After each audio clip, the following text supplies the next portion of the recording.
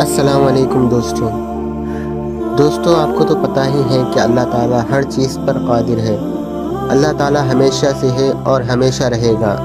ہر چیز کو اللہ تعالیٰ ہی نے پیدا کیا اور ایک دن اسی کے حکم سے ساری کائنات ختم ہو جائے گی۔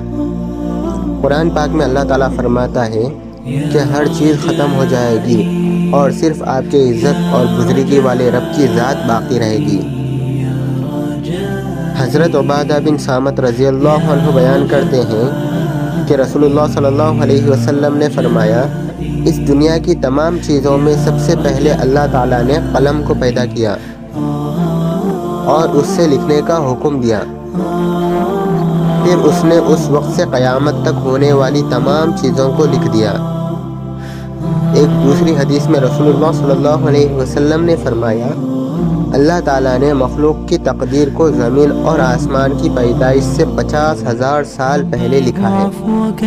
اس وقت سے قیامت تک دنیا میں جو کچھ ہوتا ہے یا ہوگا، قلم ان چیزوں کو بحکم خداوندی پہلے ہی لکھ چکا ہے۔